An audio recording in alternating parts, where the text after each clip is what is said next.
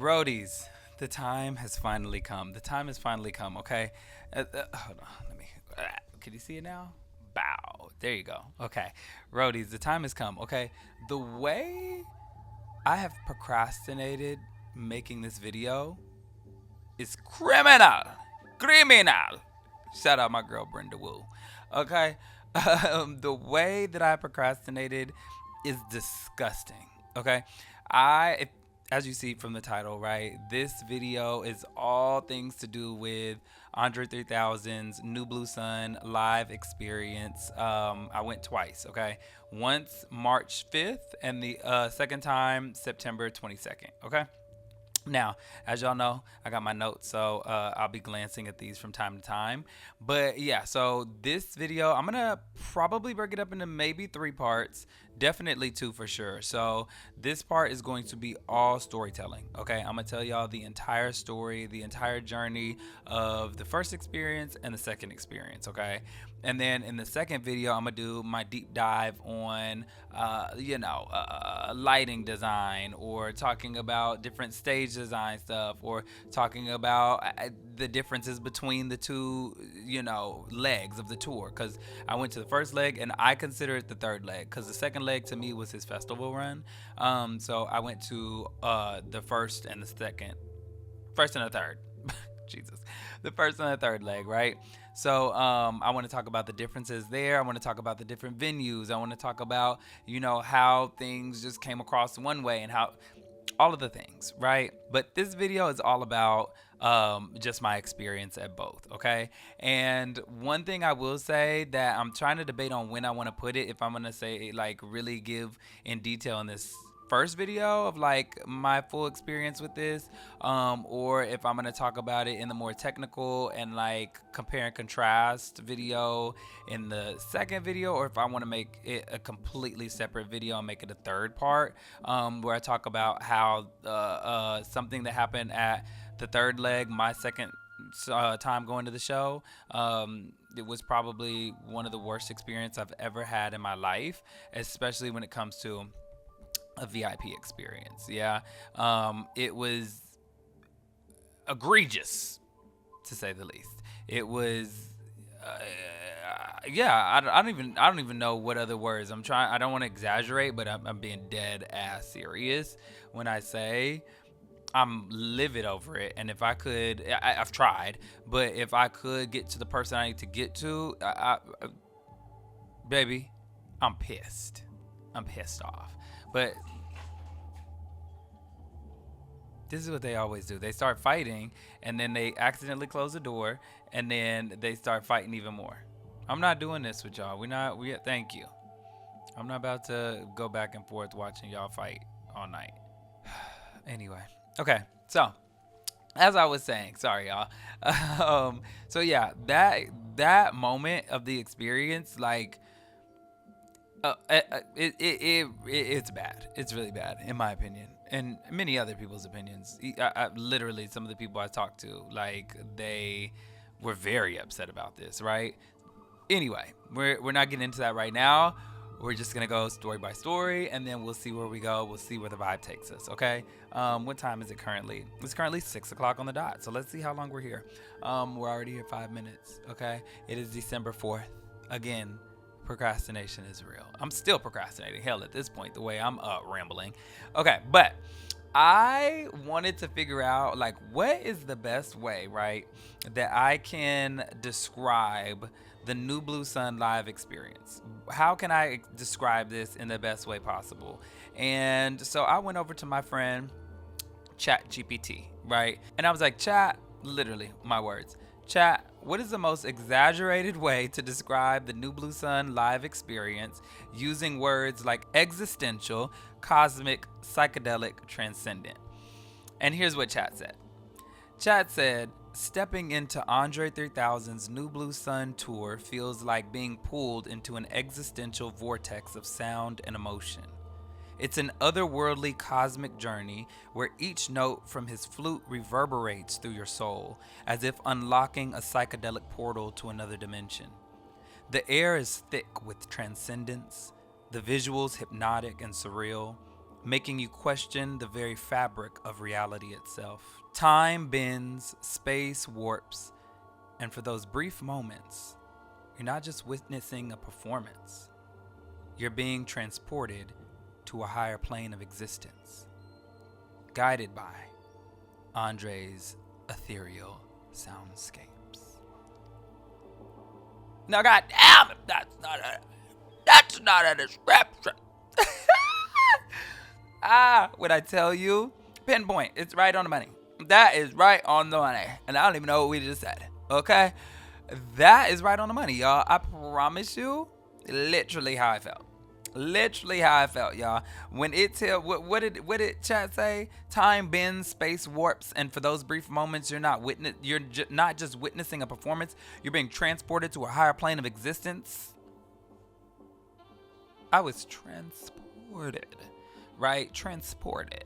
So let's go ahead and dive into my New Blue Sun live experience, March 5th, first leg of the tour, right?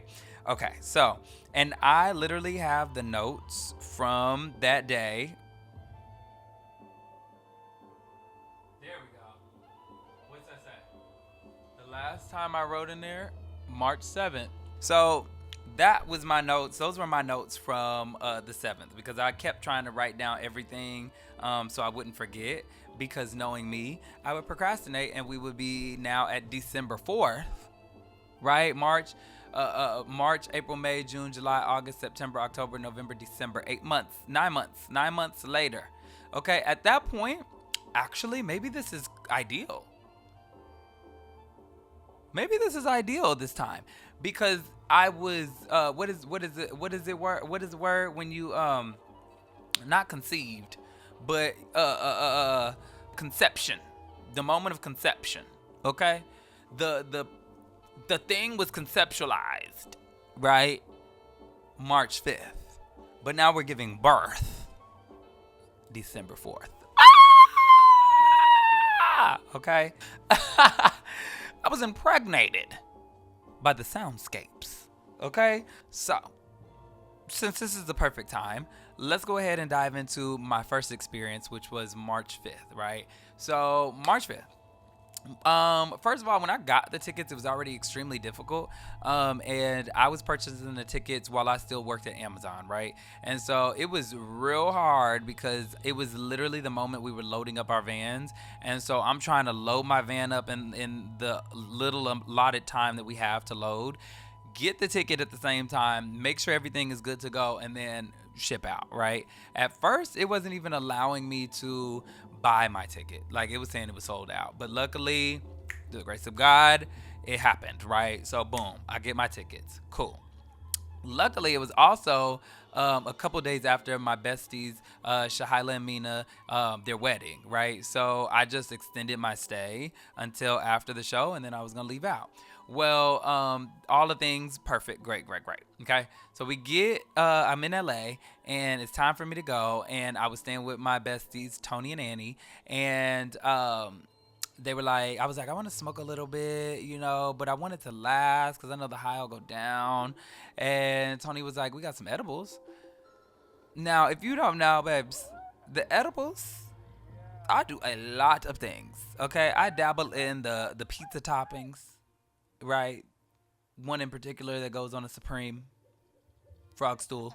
Okay, I dabble in those from time to time, and not as much as I used to, right? So now it's just time to time, and I just felt like that was too much to go into it with, right? So I didn't get any of those, bring any of those. But when it comes to edibles, the edibles just, I don't know what they do, but it is never that good for me. Like, it turns into a bad thing. The edibles, they turn into a bad thing for me. So I was like, fuck it, let's do it. Knowing that it's a bad thing. I can count on one hand how many times I've actually done edibles because the experience is just overwhelming. That's what it is. It's just overwhelming. Like, I can control myself on a lot of things, but the edibles, for some reason, it's a wrap, okay? So I decided to take a little bit of the edible, right? It was only like half edible. I think I'm like, okay, I'm on to this. I know how to handle myself. I know how to portion it to where it's not nothing too crazy, right? So, baby, I take the edibles, And I go, catch my Uber, and I get to the Masonic Lodge, Hollywood Forever Cemetery, and we're all good. We're shaking and moving, right? And so let me go ahead and take you into the moment where I'm walking up to the line to wait to walk inside. All right, roadies, y'all can barely see me. Here we go. There we go. All right, so I am at the Masonic Lodge here at the Hollywood Forever Cemetery, I think. And I'm going to see André 3000 play the flute, baby. I love this album. I'm super excited, but unfortunately it is a phone-free environment. So I'm gonna have to pack my phone up. I'm not gonna be able to use it or anything like that. So I'm not gonna have any footage, but I'll definitely do a review. We'll chat about it, and I'll let y'all know what's up. All right, y'all, later. So yep, all smiles, all good. I'm excited. I'm ready to go. As you can see, or hear rather, I tell y'all there's no phone. So with this tour in specific, and specifically the first leg of the tour, no phones, no bars, right? So no bars meaning he's not rapping, and no phones meaning, yeah, well, I guess it could be a double entendre, right? Because no cell service, no bars, you ain't got no, right? But no bars because he's not rapping, and there's no phones because you're not allowed to have your phone in there. So like I was like, all right, I'm about to just go in here and really coast, really go. Now what I should have did was maybe brought like a little notepad and a pen just so I could document or just keep some notes, but I had to go off my memory, and y'all already know my memory is terrible, but it's neither here nor there. So I'm like, whatever, okay, let's do it. So I walk up to the line, and they check your ID because it was no reselling your ticket. Your ID had to match the name literally on the ticket. If it did not, you were not allowed in. They literally had the women there checking you off, making sure, doing all the things, right? And so here's the moment that I walk up, and I'm about to get my bag secured, which we got to take. Trying to make sure I put it. Yeah, I think I'm gonna do it like this. Yeah, I just didn't want to turn it out. I wanted to do it inwards. Maybe I can do it this way. So like I said, we get to take our phones with you. They're on our person, but you can't access it because it's locked in the bag. So I go on up into the Masonic Lodge. It's very small. Like it's a very maybe when I walked in, and especially in the lobby, I thought like, okay, maybe it's gonna be bigger in the actual performance space. Baby, the performance space was about as big as the lobby. Okay, so when I tell you it was intimate, it was extremely intimate, right? I can't remember. I don't think I bought my shirt yet. I don't know if I bought my shirt yet, because I'm pretty sure I bought my shirt first. So I think I bought my shirt first, and then I went inside the performance space, right? So I go inside there, I sit down, and it's literally just chairs. It's just rows of chairs. It was not that many. In my mind, truthfully, I want to say there was only 80 chairs, right? I want to say there was only 80, maybe that, right? But I was like, okay, Tommy, if you're lowballing it like that, it's probably like 200 people able to fit in the space, right? So 200 people max. Well, lo and behold, after I did some research, it's 150. It's 150 occupancy. That means down on the floor, and then there's like a balcony area. Okay, so in total, 150. Extremely intimate. So I chose not to sit in the chairs because by the time I was sitting down, I think I would have been like third or fourth row, and I wanted to be kind of as front row as possible. So on the sides, there's like, okay, how do I explain this? This is the stage, right? It's a little stage. Boom. Okay. Now here are the chairs directly in front of it, right? Off to the side where my hand is, there are like it's raised, and there's like a long, what would you call it, seated bench area, right? I think there was some cushion on it, thin pillows on it, but it ran all throughout from the front all the way to the back, right? And so you could sit there as well. So there was one gentleman already there. I took the spot next to him. It was enough room for me to stand up and step on the stage. I know area and space is not making sense right now. It's the New Blue Sun experience. So nothing's gonna make sense. Okay. You just have to experience it.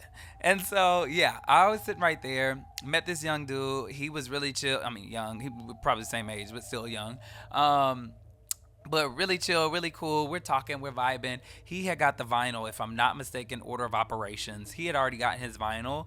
And so I was like, oh, I think I want one, but I'm not sure. And he was like, I think you should get one. And I'm like, you think? He's like, yeah. But I don't know if that was also when I got the shirt or did I get the vinyl after? I can't remember the order of operations, but I know I left again. And I went and got some water. And I want to say I bought the vinyl that time, I think. Let's just go with that, right? So by that, come back. By this point, it's filling up. It's really filling up, right? And so let me see. Okay, so at this point, after I've gotten the merch and everything, we were asked by this guy with a lanyard to save 2 spots, okay? Unfortunately, security did not listen to us. So when he told it, and seemed very adamant. He was like, hey guys, okay, I need y'all to save these 2 spots right here. Cause there was still room, even though we were like right at the front of that little space, like there was still a little bit of room for somebody and another body to sit, right? And so the guy was like, hey, save these 2 spots. I need these 2 spots. Cool, got you. He was like, do not let these spots go. Got you. So obviously maybe I should have asked a name, that would have been smart to ask a name or like some kind of title, but did not do that. And so somebody else comes, another staff member comes. Hold on, because I got it right here. Unfortunately, security didn't listen to us when we told him the message, and so we had to move down, right? But the homie saved enough space to seat one person. As the show began, right? Okay, well, let me, before I move on, yeah, so they were very adamant about scoot down. So we acted like we could scoot down as much as possible, but obviously he left a little bit of room. And so, right before the show starts, a gentleman walks up.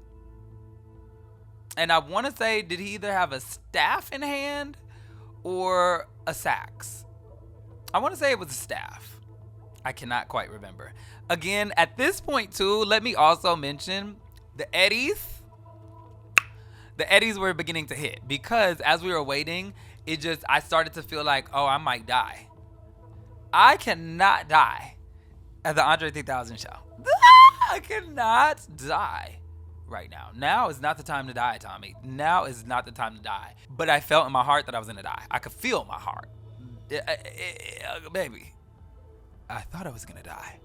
And I was sitting there like, oh no, this is not good. Why'd you take this edible? What is going on? Like the anxiety, it just felt like a lot. It felt like a lot going on. And I immediately regretted my decision. I'm like, oh, you're screwed. This is it. You've got to figure it out. Figure out the breathing techniques. Play New Blue Sun in your head. Krongben, something to get you at an equilibrium. Okay, I needed something, y'all. So I just kept trying to calm down, breathe, drink a little water, and chill. Right. In the meantime, gentleman walks up, staff or sax. We're gonna say staff, right? The staff, and he walks up with another guy, and he walks up with the gentleman who told us to save the spots. And we were like, I'm sorry, we could, like, they told us not to, like, we had to scoot over, literally because security was pressing it. Security's like, scoot the over, okay? I don't want to hear it. I'm like, okay, like, I'm also not trying to get kicked out the function because, I don't know, because homie's going to get a power trip because we know I go through these moments where people want to, I'm not trying to argue with you, I'm just letting you know. Anyway, I'm going down a tangent. So, the friend of the gentleman with the staff was like, hey, bro, no, you're good. You sit down, you do your thing, like it's all good. Don't worry about me. I'm a be in the back. I got this. We cool. It's straight. He was super understanding. Whoever that gentleman is, hopefully you see this one day. You are super kind and you were super understanding. And I love that you probably also understand your privilege with your, proximity to this person, that like so many more opportunities will provide themselves for you, that like there's no reason for you to act a ass because you don't have a spot saved, right? Like I love that. We love that. We love that level of comprehension, that level of awareness, right? Like, love that.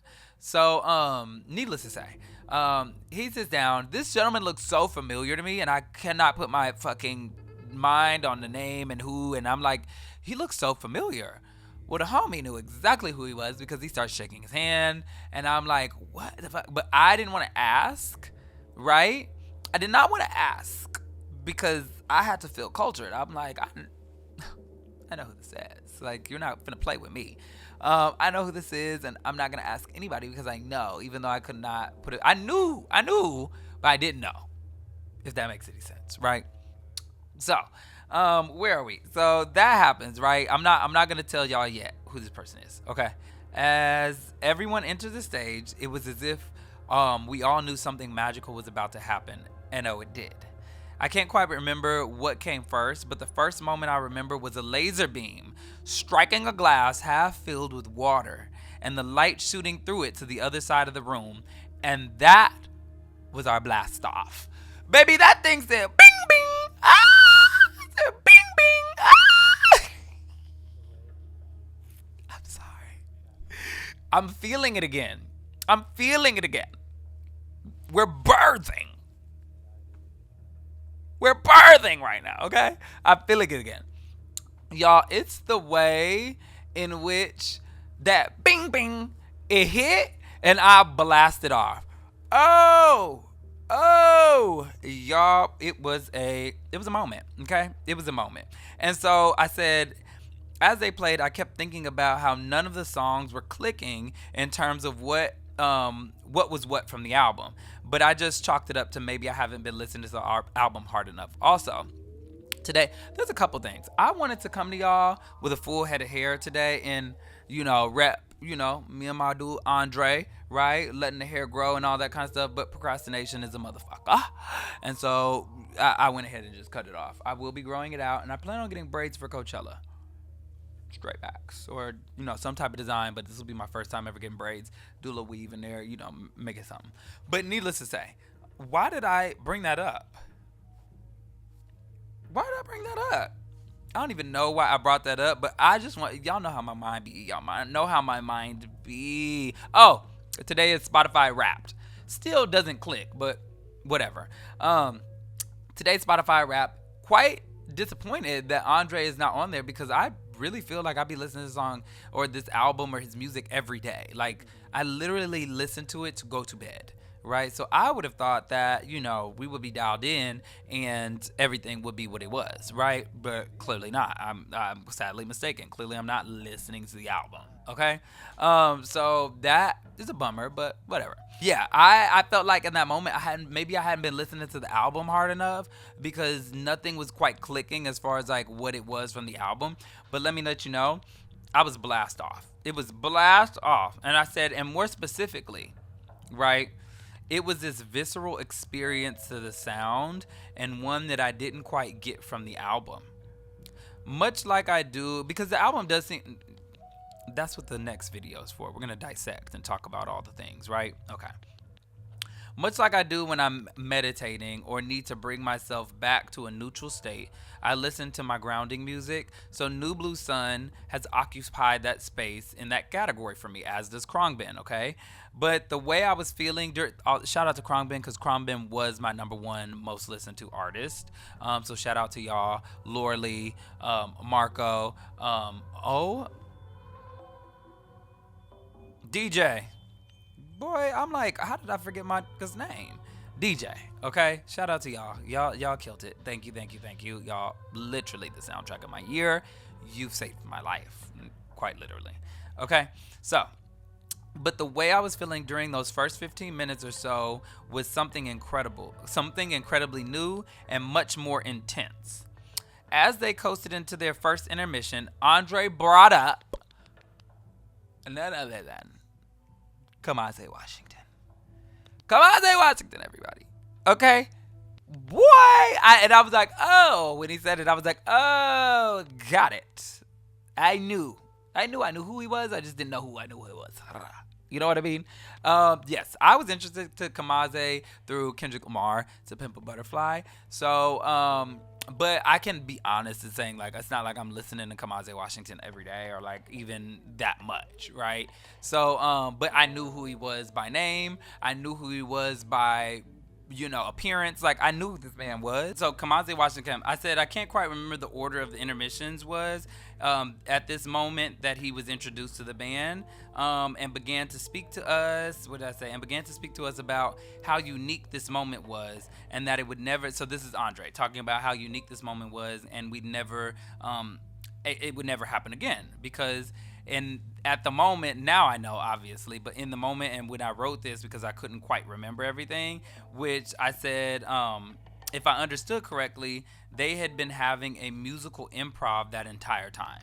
And then I have a big, you can't see, oh, you can kind of see it, that emoji that way right there. Y'all see the emoji? That's mind blown. Okay. He said that they were basically going off the energy in the room, and what we gave them, they would receive and give back, and the tones would shift accordingly. Call and response, inviting us to collaborate with them. He literally asked us to make the craziest sounds if we wanted. At that moment, I knew I had been blessed to experience one of the greatest moments in musical history. Truly, one of the greatest moments in musical history. If I have my story correct, at this point, Kamase is now playing during the improvisational session and just ratchets it up even more. The moment fell somewhere between metaphysical and ethereal. Kamase's sometimes blaring sax, because it would be like, like, and those moments, hold on, do I even say it in here? I do. I did say it. Kamase's sometimes blaring sax would almost blast me into another dimension. Every time he would do that,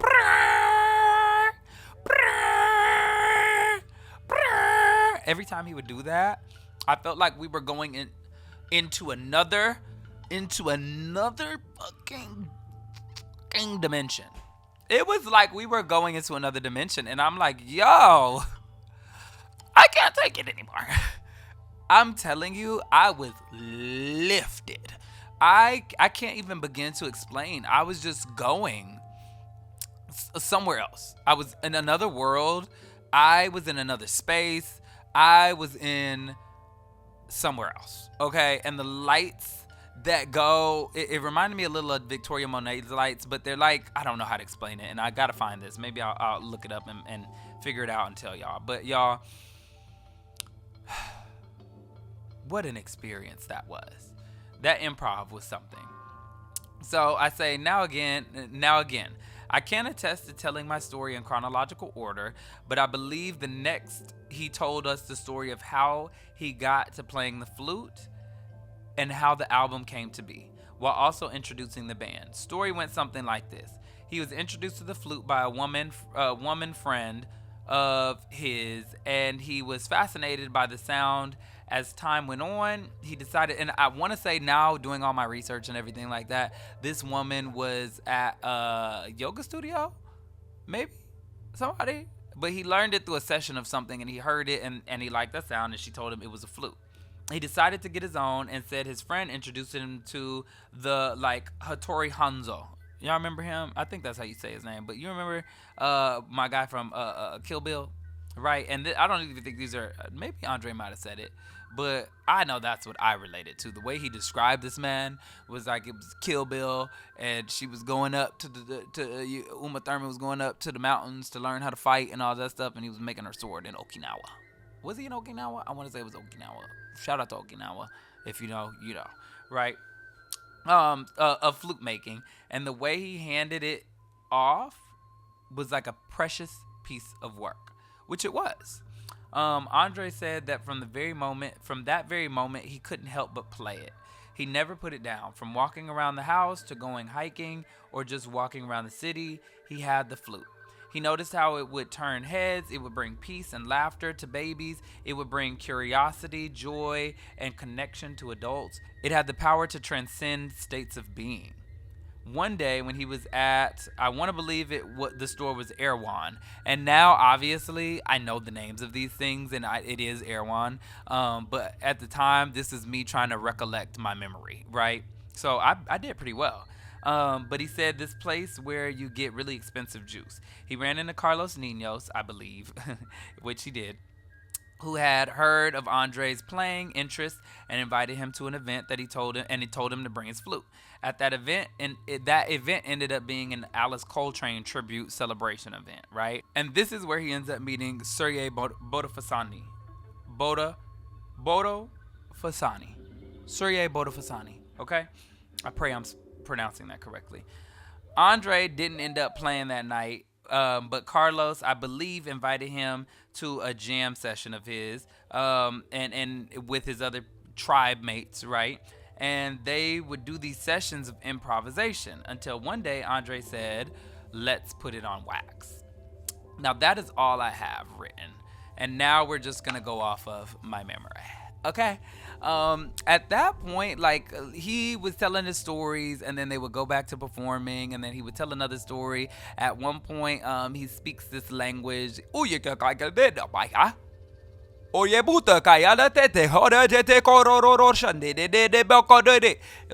it was giving tongues, but it was also giving maybe some type of Asian, maybe a little click talk, right? He's giving all types of sounds, right? Very much a vibe, very funny. But in my mind, I was like, am I just high, or is this not real? Like, I don't know what the fuck this is. And then he goes in to tell us that this is actually a language him and his mom made up. And loved it. I just loved, like, really and truly, that really, like, to wrap up the experience, really and truly, because, like, there's no other way that I can describe it other than, like, you had to be there. And I know that's shitty, right? And especially because we don't have any type of footage from it. But that, from the improv, oh my gosh. If I could have recorded, and part of me wished I would have thought about, like, voice recording it and, like, just recording the sound, and I would have never shared it with y'all. No, I wouldn't have shared it with y'all. I would have kept it a secret. But, like, just to have that, just to listen to that, because the way... Man. And at one point I did feel like I heard little glimpses of moments that sounded like they were from the album. But when you hear Andre talk about, like, him not really knowing how to play classically or really knowing the notes and things like that, I'm not sure if he can actually replay the album. Maybe. I don't know. And then I'm curious, even with the improvisation of it all, like, are they doing multiple takes, or is this just one take of the improv, right? I could believe that the improv would be solid enough to put on wax, whatever they came up with that day. And now, yeah, you know, I don't know. But their ensemble,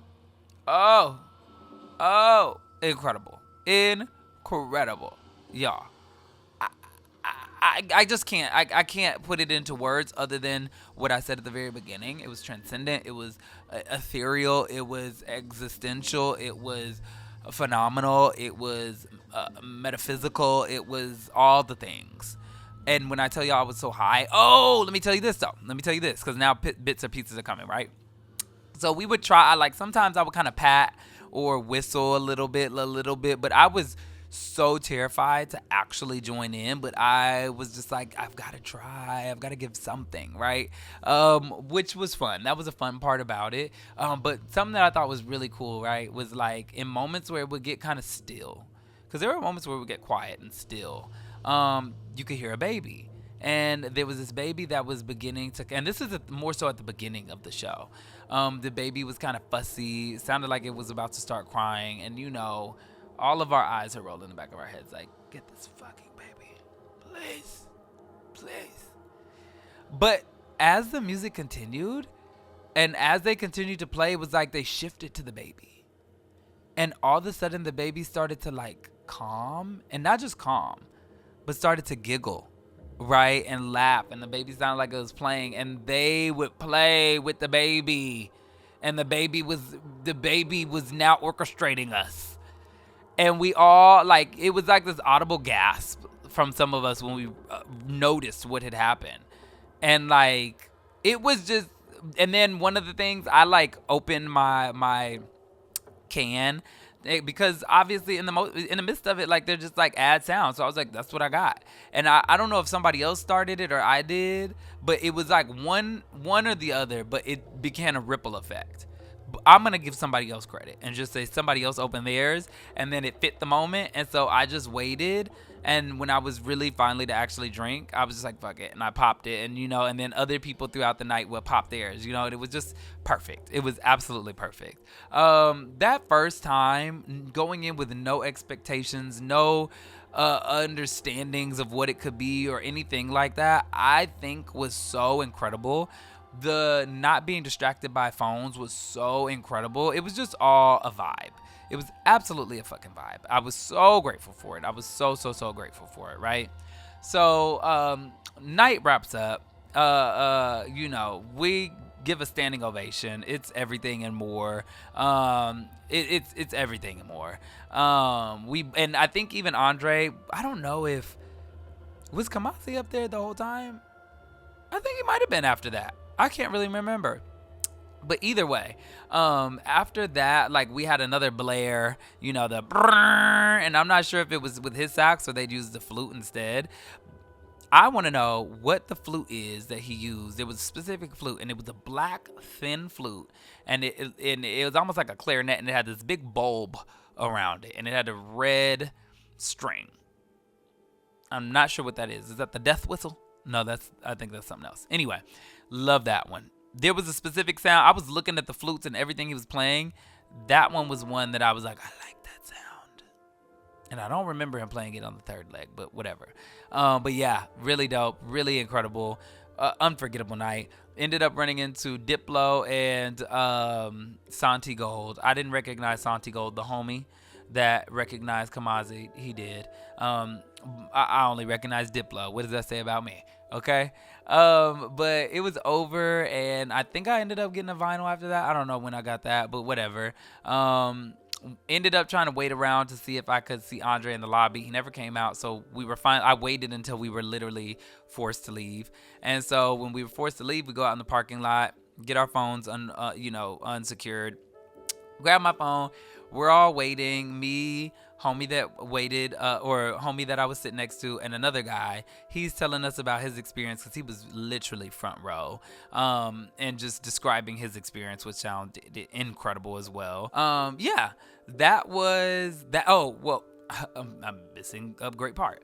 So that happens, right? And so we're waiting, we're chilling, we're waiting because in the Masonic Lodge, like the way it is too, all the cars that are parked in there, like there's almost like one way in and one way out as far as parking is concerned. Like where you parked, if you parked right there, there's no way that you're leaving anywhere else but here. Like this is where you parked.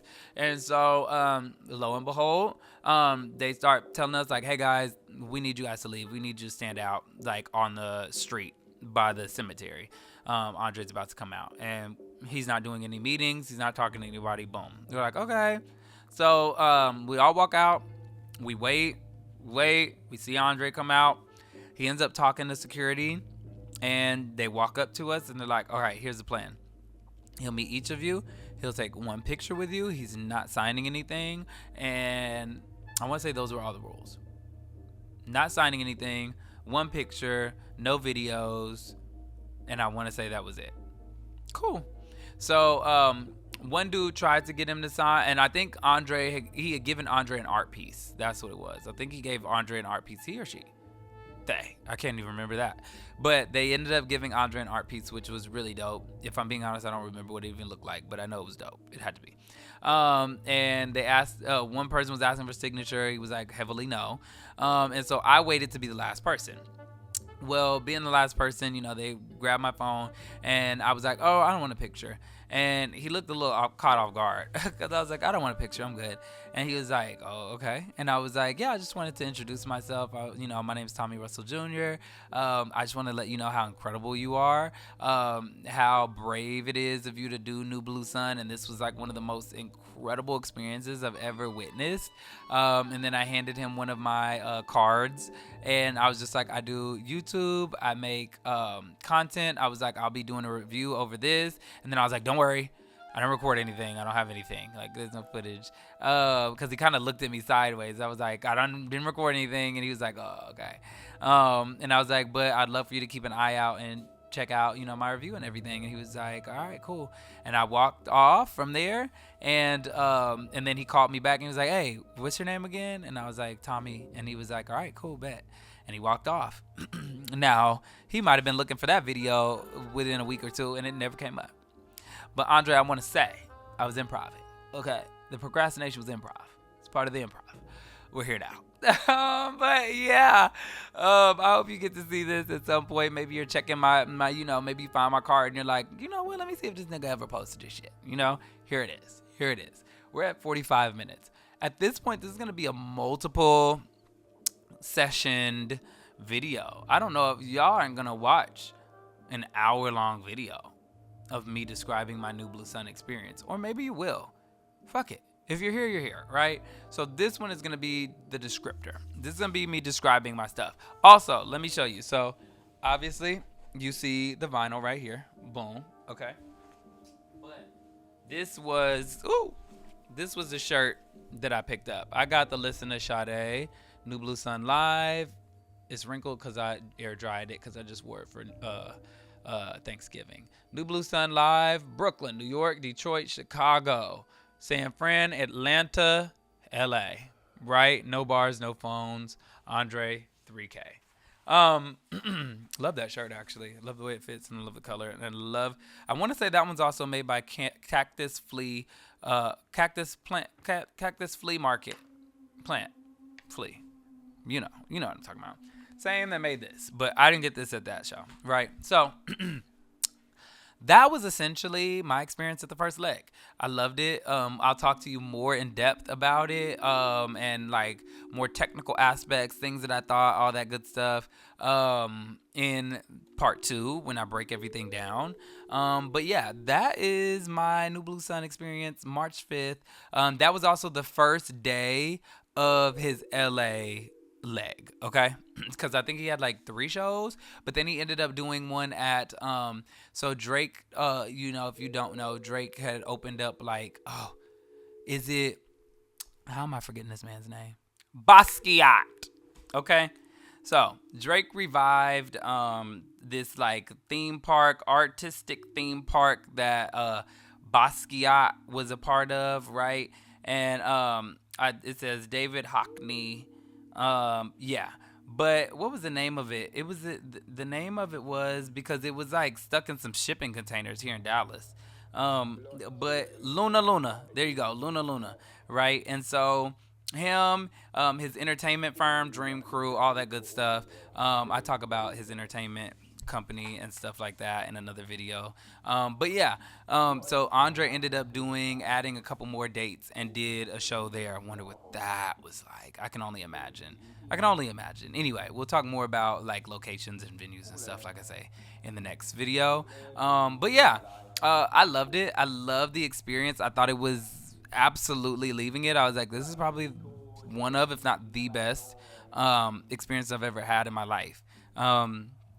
Yeah, I've never seen something work and become like that, other than like theater, right? But like, even then, it was, it was just like music. I don't know. It was otherworldly for me, otherworldly. So yeah, that is my experience at the March 5th show in LA. So let's go ahead and move into my September 22nd experience in Austin, right? And this was at ACL Live, what's it called? The Moody Theater. I wish I would have went to the one in Dallas. I had thought I was already going to be moved out to Austin at this time, so that's why I bought the Austin ticket. And I would have bought the Dallas ticket, and I can't, y'all know I'm really good at like suspecting different meetups and link ups and like who's gonna be a surprise guest and stuff like that. But I was not good at it this time. Terrible. Missed it completely. Missed the mark. And the one and only Miss Erykah Badu showed up for the Dallas show, and I should have guessed that. I don't know how I didn't guess that, but I didn't. So I missed that. And I didn't realize that I missed it until literally as I was walking up. I was walking up to the venue, and I was like, I checked my Instagram, and I was like, are you fucking kidding me? I'm pissed. So that was the thing, but you know, whatever. So I drove down, and this is going into the VIP experience, so I don't want to get too into that. But let's just say the VIP experience was supposed to start at 6:30. Okay, the VIP experience was supposed to start at 6:30. I got there at 6:30. I got there at 6:35 technically. 6:35 is when I got there, but the VIP experience was supposed to start at 6:30. Okay, check-in time was between 6 and 6:25. Right. This was relayed to me through 2 emails. Right. One email and then a confirmation email. Right. When I got there, they had told me that the experience started at 6 o'clock, 6:10. Excuse me, 6:10. The experience started at 6:10. Okay, so nonetheless, when I had first was looking for the venue, this gentleman was like, "Oh, the Moody Theater's down the street," and I'm like, "Oh, okay." So I'm running down the street, and then I would have got there at 6:30, literally, but again, I'm listening to this man who sent me down the street, and I come back, and I'm like, "Motherfucker, what are you talking about?" So anyway, I ended up getting in. I ended up getting my stuff. We got these VIP bags and stuff that I will show you in the next part 2. But like, yeah, we got all this stuff, and the lady she just told me, she was like, "Yeah, you missed the experience," and I was like, "Is it at least still going on?" And so she was like, "You could see, you know."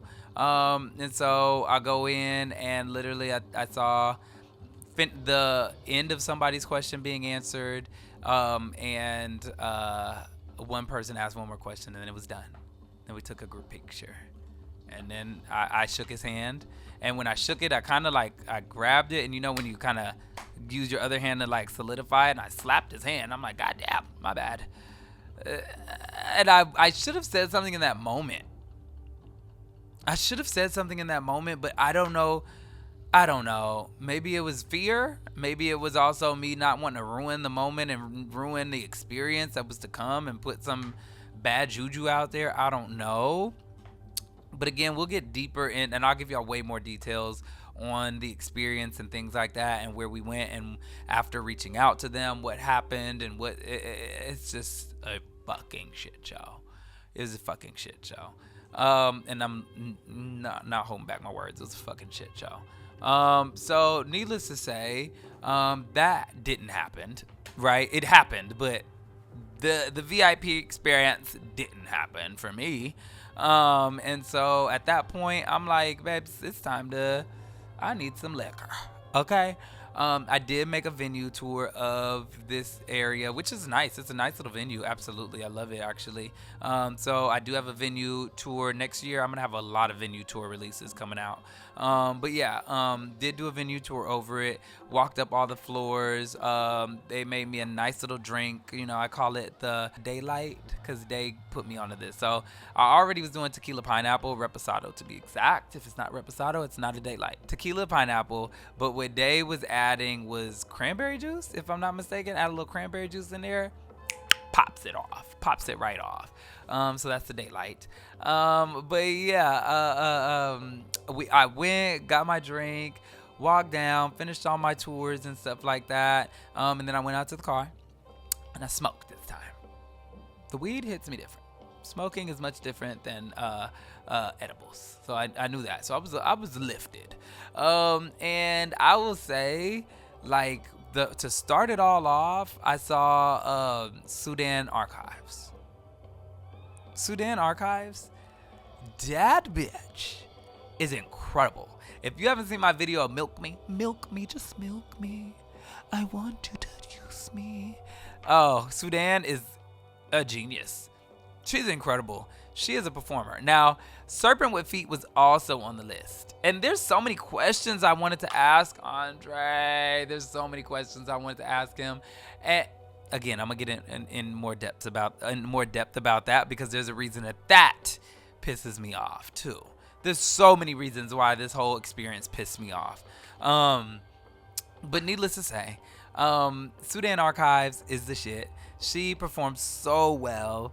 Seeing her play I don't know, is that a fiddle? I don't know, ukulele or no, it's not a ukulele. It can't be a violin. Is a violin big? I don't know. But either way, her playing that string instrument, doing her thing. Oh my goodness, literally playing, singing, dancing, moving. Like, she did incredible. I think Andre was so genius in putting her on. Would have loved to seen Separate with Feet. Also, I was put on to the other woman who was also one of his, he calls them, not supporting, but like, oh my goodness, what does he say? They work in tandem, okay? They're, accomplice, fuck it. He doesn't call them like opening acts, it's like they're working together. We'll talk about that in part 2. But yeah, I absolutely love Sudan Archives. Her other 2 bandmates, they were incredible. She gave me so much one-on-one contact, performing to me, performing to my phone, because we were allowed to use our phones.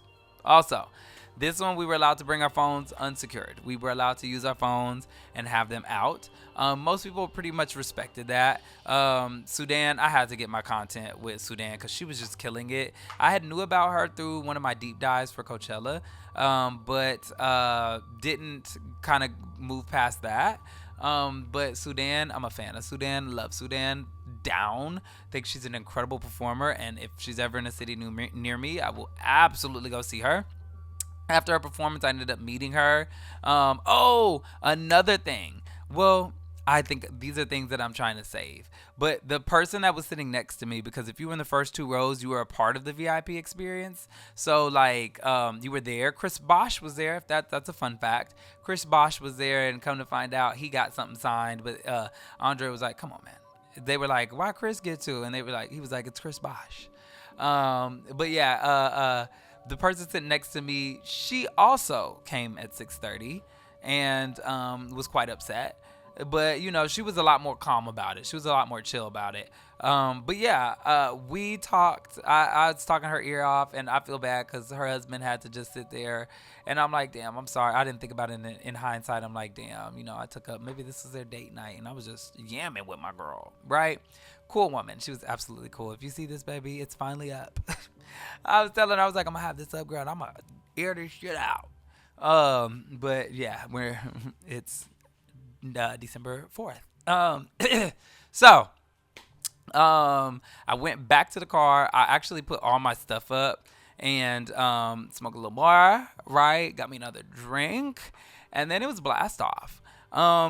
This performance, he asks, like, he has a voice over. I want to say it was his voice, but it could have been somebody else's, but I think it was his voice. And it was just like, hey, we're doing this one without secured phones. And you'll see, actually, if you check out my video of the beginning, I just wanted to record a little bit of it. So I think it was like 17 minutes that I got recorded, of you to just be able to see that experience and just get a glimpse of what it was. Yeah, so you can see all that. But with this specific run, I think that it's so tough. The first one was so otherworldly compared to this. I don't know. I can't even speak on it. Yeah, I can't even speak to it. This one, I will say what made this great was that I was fearless in that I was willing to cooperate and engage with them. And in the midst of that engagement, they were calling back. Like, there were moments where I would do something and they would call back, and I would literally look to my homegirl next to me, and she's like, and I'm like, oh my God. Like, I was losing my mind. There were just so many. It was just that this time, I think the allure of it all was zapped away, but I was still in it, right? But it felt more playful and fun. And I think that is what made this experience so great, is that I got to like play with them. It was almost like I was another ensemble member. I was yodeling and yodeling and talking and doing everything. Okay? Everything. This time around, I will say he did not talk about his experience and like what got him into the flute. No, I don't remember him talking about. He didn't talk about that. He did speak in the tongues, which I started speaking back with him, and talking to him, which was fun.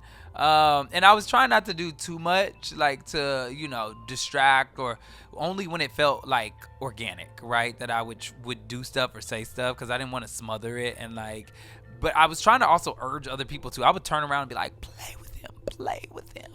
They weren't down. But, I have to realize too, when I first saw it, like I was not down like I was the second time, right? Third leg, I was much different. It was a completely different Tommy. When it came to the first and the third leg. But yeah, this experience, I think that is what made it so incredible. I had moments where I was zoned out and I went, you know what I mean? But I feel like this specific experience was so phenomenal because I was literally playing with them and they were playing back, and it was such a call and a response, right? You know what I mean? Like, it was such a back and forth that it just felt like, wow, where are we right now? Like, what's really good? It was phenomenal. I think that made it such an amazing experience, because on top of their like improv, it was me improving with them. It was so fucking cool. It was so cool. It was absolutely the coolest thing I've ever experienced.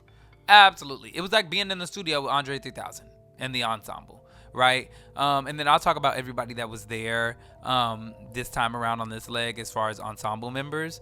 I'll talk about that in this part 2. But yeah, I mean, it was, baby, it was something. It was something vicious. Other than that, after the show, he bowed. We gave him a standing ovation, and he left. And I got to actually talk to Surya, and be like, "You were incredible. Like, y'all are amazing." And he was like, "I saw you over there. Actually, you were in it. You were locked in. I love that. You were in it." And I laughed. I gave him my card as well. So if he ends up seeing this, hopefully I have not been butchering your name, first of all. And secondly, thank you. 2 for 2. You're 2 for 2. And however many legs it is, you're that many legs and that many legs, okay? Or many shows. That many shows and that many shows. Y'all have been killing it. I know it for a fact. Yeah. Amazing. I ended up meeting some people afterward for the first time. Like, we met there. We were talking about it. We went for drinks. And then that was it. But the Austin experience, that one was, it's littered with some really fucking terrible shit, and also like an amazing once in a lifetime opportunity. You know what I mean? To just literally be in the studio with them. Not even just Andre. Like, at this point, I'm a big fan of all of them. They're all extremely talented, and it is an ensemble. It is a group effort. Like, it is a thing. Carlos Nino, he is incredible, right? D'Anthony Parks is incredible. Look, I'm telling you, we're going to talk about that in the second video, right? Coming up. We will talk about that in this next video. But overall, amazing experiences both times. I will absolutely fill y'all in great detail on stuff in this next video coming up, part 2, a deep dive into the New Blue Sun live experience. We will get into all the things. I will show you all the merch. I will talk about all the things, technicality, all those things, the fun stuff, at least in my opinion. So we'll get into all of that in this next video. I'll also probably talk a little bit more about the VIP experience. But I just didn't want to litter this video with negativity. You know what I mean? It was such a positive experience. It was such a great experience, both of them. And I want to just scream my praises to the New Blue Sun experience, live experience, all the band players, all this ensemble members, like everybody did an incredible freaking job. Everybody did an incredible job. To experience Kamase Washington, right? That was, again, I don't think maybe he was, but I'm pretty sure he was just at our show in LA. Like, nobody will ever experience that ever again, probably. That was I'm speechless. I'm speechless. I'll also talk about which show I think was better. I'll also talk about that. At the Austin show, I was way more cognizant of it, and understanding that I was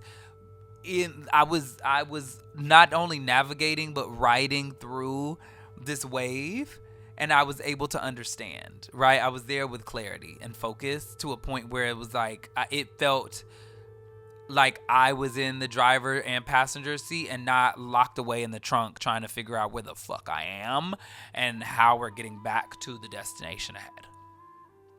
Because I'm lost. I'm lost and I'm gone. It was like that. I was gone at that first show. I was gone, baby. I was gone. Yeah, I was gone. So yeah, we're gonna talk about the deep dive and all of the things in this next video coming up, part 2. I hope y'all enjoyed this story. I hope it was fun. I'm so sorry that it took this long to get these stories out, to release these videos, but I hope you enjoy it. We're at an hour and 7. I'm pretty sure I could probably knock this down to maybe 45, but I really don't want to cut much out, so maybe like 50 something minutes. But I hope you enjoyed it. If you're not a roadie, go ahead and subscribe. Yeah,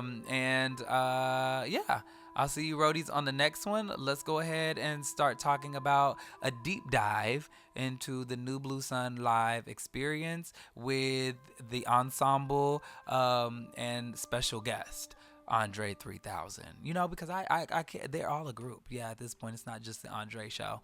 But yeah, we'll dive into that now. So click on over there and let's chop it up, y'all. All right, roadies, I'll see you on the next one. Later.